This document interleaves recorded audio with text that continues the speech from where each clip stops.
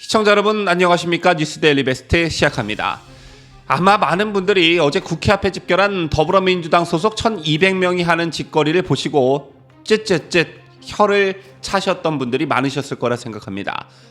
바로 그 전날까지만 해도 야당 탄압 중단하라는 피켓을 들었던 이들이 어찌 된 게 어제는 갑자기 민생 파탄이라는 피켓을 추가로 들었습니다. 이날 행사명도 민생 파탄 검찰 독재 규탄 대회였는데요.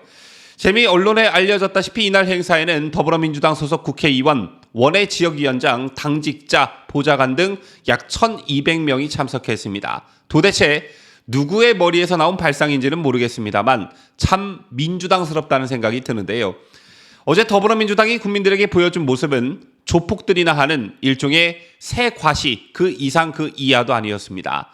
흔히 온몸에 문신을 한 조폭들이 새 과시를 할 때 우르르 떼거지로 몰려다니는데요. 어제 이들의 몸에 문신 대신 국민들이 부여한 국회의원 배지만 있었을 뿐이지 하는 짓은 조폭들이 하는 짓과 똑같았습니다. 겉으로는 민생을 외쳤지만 그 배경을 보면 당내에서 이재명 사법 리스크와 관련해 우려의 목소리가 나오는 것을 조기에 차단하고 단일 대오를 형성하기 위한 퍼포먼스로 보여지는데요. 한 가지 주목할 것은 이날 행사에 참석한 이재명의 입에서 촛불이란 단어가 나왔다는 것입니다. 이재명은 우리 국민은 가녀린 촛불을 들고 그 강력해 보이던 정권까지 끌어내린 위대한 국민이 아니냐. 국민을 믿고 오로지 국민을 위해 죽을 힘을 다해 싸우자 이렇게 말했습니다.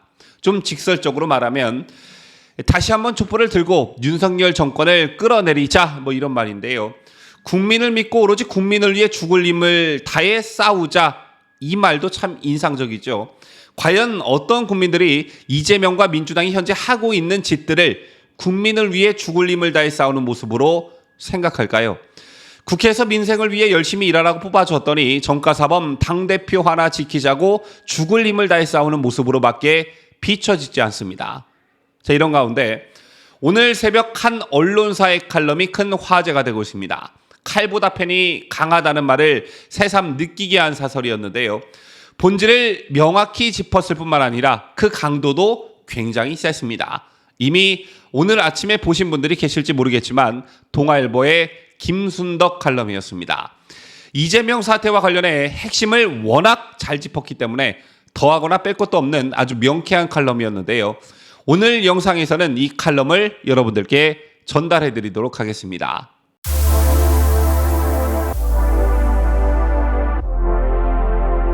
대장동 개발 사업 특혜 의혹의 핵심 인물 중 하나인 남욱 변호사는 작년 10월 18일 수사를 받겠다고 미국에서 제발로 귀국한 사람이다. 그가 서울중앙지검 전담수사팀이 묻지도 않았는데 이런 말을 했다. 가만히 생각해보니 한국에 며칠만 일찍 들어왔으면 여당 후보가 바뀌었을 수도 있겠네요. 남욱 귀국 8일 전, 그러니까 2021년 10월 10일 더불어민주당은 대통령 후보 경선에서 이재명 경기도지사를 선출한 상태였다. 누적 최종 투표율 50.29%. 8월 말 불거진 대장동 의혹 때문에 이재명의 지지율은 추락하고 있었다. 이낙연 후보 측에선 이재명 대장동 사업 당시 성남시장의 배임 혐의와 구속 가능성까지 제기됐다. 그때 남욱이 왜 그런 소리를 했는지 이제 알 것 같다. 이재명 민주당 대표 최측근 김용 민주연구원 부원장이 19일 체포돼 사흘 만에 구속됐다. 남욱은 대장동 민간사업자 화천대유 관계사인 천화동인 4호 소유주다. 그는 벌써 감을 잡았던 것이다. 자신이 2021년 4월에서 8월 유동규에게 전달한 8억 여원이 여당 대선 후보 경선에 흘러갔을 수도 있다는 것을. 정권이 바뀌면서 검찰도 제자리를 찾았다. 남욱의 폭탄 선언을 뭉갰던 문재인 검찰이 아니다. 서울중앙지검 반부패 수사 3부에 따르면 이재명 대선 캠프 조직을 맡았던 김용이 작년 2월 정치자금 20억 원을 유동규 남욱에게 요구했다고 한다. 남욱이 가만히 생각해보니 시기적으로 봐서도 자신이 정민영 변호사를 통해 유동규 김용에게 전달한 돈이 대선 경선에 쓰인 게 아닌가 싶었을 터다. 물론 김용은 자금 수수 자체를 전면 부인하고 있다고 한다. 그럼에도 이재명이 24일 검찰의 민주연구원 부원장 사무실 압수수색에 대해 국민 여러분께서 이 역사의 현장을 잊지 마시고 퇴행하는 민주주의를 꼭 지켜주시기 바란다며 울먹인 것은 황당하다.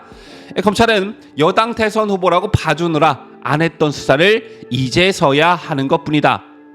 바로 그 검찰 수사가 두려워 이재명은 대선 낙선 석 달 만에 불체포 특권을 노리고 보궐선거에 나서 금배지를 달았다. 그러고도 민주당을 이재명 당으로 만들어 보호막을 쌓겠다고 당대표로 나섰고 검찰이 기소해도 대표직을 유지할 수 있게 방탄당원으로 고쳤다. 국가로 치면 대통령 한 사람을 위해 개헌을 한 꼴이다. 민주당이 이재명에게 볼모로 잡힌 것도 이 때문이다. 유서 깊은 제1야당이 이재명 당으로 탈바꿈했다. 정당에 사유하다.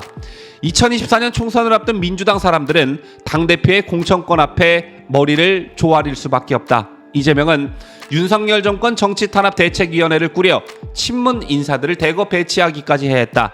문재인 전 대통령과 전 정권 사람들을 위한다는 명분이지만 친명으로 전향해 이재명 자신부터 살려내라는 의미일 터다. 이런 이재명에게 그만하면 됐다. 이제 역사의 무대에서 내려와 달라고 옳은 소리를 한 김혜영 전 의원에게는 개딸들의 욕설이 쏟아졌다. 정말 비교하고 싶진 않지만 2차 세계대전 중 미 전략사무국이 극비 보고서로 발간한 히틀러의 정신 분석을 보면 아돌프 히틀러는 특히 여성에게 보호 본능과 안쓰러움을 자극했던 지도자였다. 이재명이 개딸들에게 유독 신경 쓰는 점이 기이한 것도 이 때문이다. 23일엔 팬카페 재명인의 마을에 5개월 만에 직접 글을 올려 지지자들에게 결백을 호소했다. 화천대 이후 대선 자금이라니 동기 없는 범죄라며 이 터무니없는 음해를 널리 알려달라는 거다. 이재명이 동정심을 호소하듯 수시로 눈물을 보이는 것도 히틀러를 연상케 한다. 어린 시절 푸친의 폭력에 시달렸고 선전의 중요성을 너무나 잘 알고 있으며 인간 심리를 꽤 파고들었다는 점도 흡사하다. 이재명은 설득의 심리학 등 수십 권의 심리학 책을 읽으며 사람의 마음을 연구해했다고 2017년 자서전 이재명은 합니다에서 밝힌 바 있다. 불굴의 정신을 지닌 히틀러처럼 극도로 실패한 뒤에도 바로 재도전하는 이재명이 존경스럽긴 하다. 난관을 극복하는 방법도 비슷하다면 앞으로도 이재명은 어떤 잘못도 인정하지 않을 것이다. 여당을 적처럼 비난하며 극단으로 나라를 몰고 갈지 모른다. 검찰이 누가 봐도 공정한 수사로 민주당을 최면에서 깨워주길 바랄 뿐이다.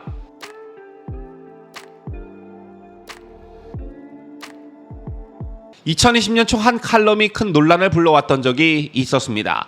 바로 경향신문에 민주당만 빼고라는 칼럼을 썼던 임미리 고려대 교수가 민주당으로부터 고발을 당했던 것인데요.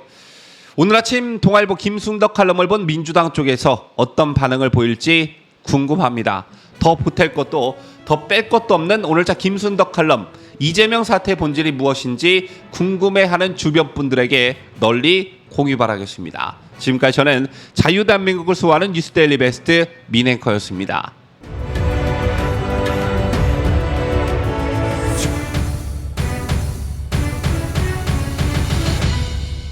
함께해요. 뉴스데일리 베스트.